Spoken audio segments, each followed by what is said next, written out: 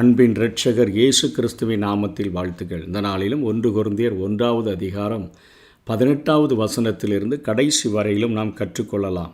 கிறிஸ்துவும் நாமும் என்கிற தலைப்பின் கீழாக இந்த செய்தியை நாம் கற்றுக்கொள்ள முடியும். சிலுவையை பற்றிய உபதேசம் கெட்டுப்போகிறவர்களுக்கு பைத்தியமாய் இருக்கிறது, ரட்சிக்கப்படுகிற நமக்கோ அது தேவ பலனாய் இருக்கிறது.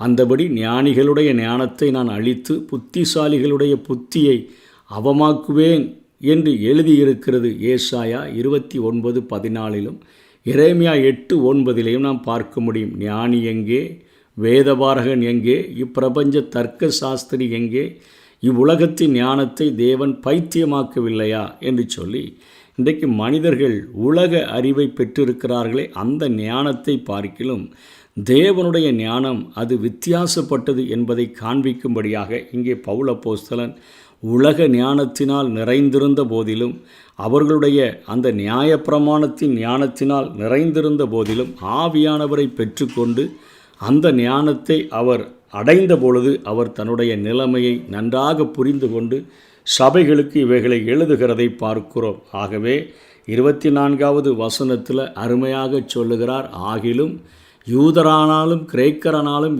எவர்கள் அழைக்கப்பட்டிருக்கிறார்களோ அவர்களுக்கு கிறிஸ்து தேவ பலனும் தேவ ஞானமுமாய் இருக்கிறார். யூதர்கள் இன்றைக்கு உலக ஞானத்தை வைத்துக்கொண்டு அவர்கள் அடையாளத்தை கேட்கிறார்கள். கிரேக்கர்கள் இன்னும் ஞானவான்களாய் மாற வேண்டும் என்று ஞானத்தை தேடுகிறார்கள்.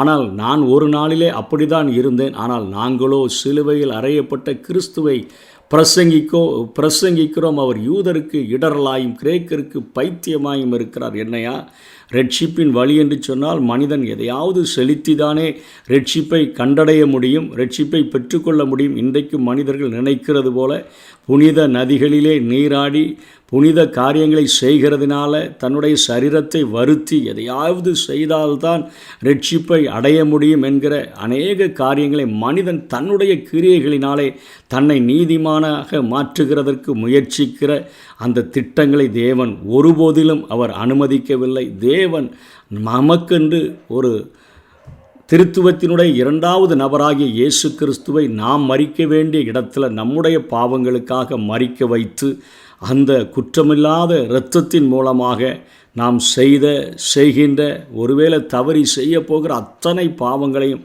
இந்த உலகத்தில் உள்ள அத்தனை மனுக்குலத்தின் பாவங்களையும் கழுவி பரிசுத்தப்படுத்தும்படியாக ஏற்படுத்தின அந்த மீட்பின் திட்டத்தை கிரேக்கர்கள் பார்க்கும்பொழுது இது பைத்தியம் என்று சொல்லுகிறார்கள். படித்தவர்கள் எப்படி இதில் ஒரு கிரியையும் நம்ம செய்யாமல் எப்படி நம்ம நீதிமானாக மாற்றப்பட முடியும், குற்றங்கள் மன்னிக்கப்பட முடியும் என்கிற கேள்விகளை கேட்கிறார்கள். ஆகவே தான் அவர்கள் தங்களுடைய முயன்ற கிரியைகளை செய்து கொண்டு அவர்கள் இன்றும் நிம்மதி இல்லாமல் வாழ்ந்து கொண்டிருக்கிறார்கள். சிலுவையை பற்றிய உபதேசம் என்று சொன்னால் சுவிசேஷத்தினுடைய இருதயமாய் விளங்கக்கூடிய சிலுவையில் அறையப்பட்ட இயேசுவை விசுவாசிக்கும் பொழுது என்னுடைய பாவங்களுக்காக அவர் மரித்தார், என்னுடைய பாவங்களுக்காக அவர் அடக்கம் பண்ணப்பட்டார், என்னுடைய பாவங்களுக்காக மன்னித்தவர், என்னோடு கூட நான் அவரோடு கூட வாழும்படியாக உயிரோடு கூட எழுந்திருக்கிறார் என்கிற விசுவாசத்தோடு கூட வாழ்க்கையை தொடங்கும் பொழுது தேவனால் நீதிமான்களாக்கப்பட்டவர்களாக மாறுகிறோம் என்கிற அந்த கருத்துக்களை ஏற்றுக்கொள்ள மறுக்கிறார்கள். அவர்களுக்கு அது பைத்தியமாய் தோன்றுகிறது. சிலுவையை பற்றிய உபதேசம் கெட்டுப்போகிறவர்களுக்கு பைத்தியமாக அது காணப்படுகிறது. ரட்சிக்கப்படுகிற நமக்கோ அது தேவ பலனாக இருக்கிறது. ஆகவே பவுல் அப்போஸ்தலன் இப்பொழுது தன்னை குறித்து வசனம் 27 சொல்லுகிறார், நாம் ரட்சிக்கப்பட்டிருக்கிற நாம் இந்த உலகத்தை பார்க்கும் பொழுது அவர்கள் நம்மை பைத்தியமானவர்கள் என்று நினைக்கிறார்கள். இந்த உலகத்தில் நாம் பலவீனர்களாக காணப்படுகிறோம். இந்த உலகத்தில் 28ஆம் வசனத்தில் இழிவானவர்களாக காணப்படுகிறோம். 28ஆம் வசனத்தில் அற்பமானவர்களாக காணப்படுகிறோம். அதே 28ஆம் வசனத்தில் இல்லாதவர்களாக நாம் காணப்படுகிறோம். இந்த உலகத்தில் பைத்தியமானவர்களாக, பலவீனர்களாக, இழிவானவர்களாக, அற்பமானவர்களாக, இல்லாதவர்களாக காணப்படுகிறோம். அப்படிப்பட்ட நமக்குத்தான் கிறிஸ்து தேவ பலனாக இருக்கிறார் என்று வசனம் 24 பார்க்கிறோம், 31 பார்க்கிறோம். அவரே தேவ ஞானமாக இயேசு கிறிஸ்து இருக்கிறார் என்று வசனம் 24 31 பார்க்கிறோம். அதே போல் தேவன் நம்ம தேவ நீதியாக இயேசு கிறிஸ்துவை தரித்து கொண்டிருக்கிற நம்மை பிதா பார்க்கும் பொழுது நம்மிலே தேவனுடைய, அதாவது கிறிஸ்துவினுடைய நீதியை பார்க்கிறார். கிறிஸ்து எந்த அளவிற்கு பரிசுத்தமோ அதே பரிசுத்தத்தை ஆண்டவர் நமக்கு தந்திருக்கிறார் என்கிறதை அங்கே பிதா பார்க்கக்கூடியவராக இருக்கிறார். தேவனுடைய பரிசுத்தம், தேவனுடைய மீட்பை பெற்றவர்களாக நாம் வாழ்கிறோம். ஒரு பைத்தியமானவர்களுக்கு, ஒரு பலவீனமானவர்களுக்கு, இழிவானவர்களுக்கு, அற்பமானவர்களுக்கு, இல்லாதவர்களுக்கு கிடைக்கிற மிகப்பெரிய ஸ்லாக்கியம், தேவ பலனை பெற்றுக்கொள்ளுகிறோம், தேவ ஞானத்தை பெற்றுக்கொள்ளுகிறோம், தேவனுடைய நீதியை பெற்றுக்கொள்ளுகிறோம், தேவனுடைய பரிசுத்தத்தை பெற்றுக்கொள்ளுகிறோம், தேவனுடைய மீட்பை பெற்றுக்கொண்டவர்களாக நாம் வாழுகிறோம் என்று சொல்லி கொரிந்து சபைக்கு பவுல் எழுதுகிறார். இதனால் தேவன் செய்த காரியம் என்ன? ஞானிகளை வெட்கப்படுத்தினார், பலவான்களை வெட்கப்படுத்தினார், உள்ளவைகளை அவமாக்கினார் என்று வசனம் 27 பார்க்கிறோம். ஏன் இப்படி செய்தார் என்று சொன்னால், மாம்சமான எவனும் தேவனுக்கு முன்பாக பெருமை பாராட்டாதபடிக்கு அப்படி செய்தார். என்னுடைய சொந்த கிரியைகளினால் நான் வந்துட்டேன், நான் நீதிமானாக்கப்பட்டுட்டேன், பரிசுத்தமாக வாழ்ந்துட்டேன்னு சொல்லி எவனும் அந்த தேவனுக்கு முன்பாக பெருமை பாராட்டாதபடிக்கு தேவன் இப்படிப்பட்ட ஒரு ரட்சிப்பினுடைய திட்டத்தை அவர் ஏற்படுத்தி தந்திருக்கிறார் என்று சொல்கிறார். பரலோகம் செல்லுகிற அந்த இடத்திலும் தேவன் எப்படி பெருமை உள்ளவர்களுக்கு எதிர்த்து நிற்கிறார், தாழ்மை உள்ளவர்களுக்கோ கிருபை அளிக்கிறார் என்று பார்க்கிறோமே.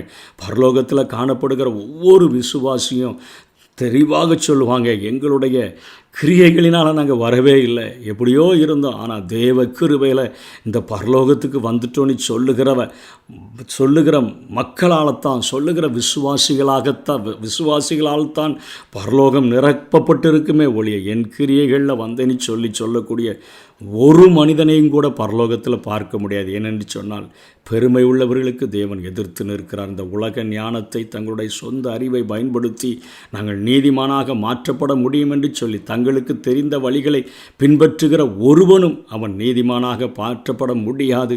சிலுவையை பற்றி உபதேசம் கெட்டுப்போகிறவர்களுக்கு பைத்தியமாயிருக்கிறது, ரட்சிக்கப்படுகிற நமக்கோ அது தேவ பலனாயிருக்கிறது. ஆகவே என்னுடைய இடத்துல, நான் மரிக்க வேண்டிய இடத்துல, என் பாவங்களுக்காக, குற்றமில்லாத பாவமில்லாத இயேசு கிறிஸ்து எனக்காக மரித்தார், எனக்காக அடக்கம் பண்ணப்பட்டார், எனக்காக உயிரோடு கூட எழுந்து இன்றைக்கும் பிதாவின் சன்னிதானத்தில் எனக்காக பரிந்து பேசிக்கொண்டிருக்கிறார் என்கிறதை விசுவாசித்து அவரோடு கூட ஒரு நட்புறவு கொண்டு வாழ நாம் தீர்மானித்தால் நிச்சயமாக முடிவு பரியந்தமும் நிலைநிற்போம். அந்த பரலோக ராஜ்ய வாழ்க்கையை பெற்றுக்கொள்வோம். கர்த்தர் தாமே நம்மை ஆசீர்வதிப்பாராக.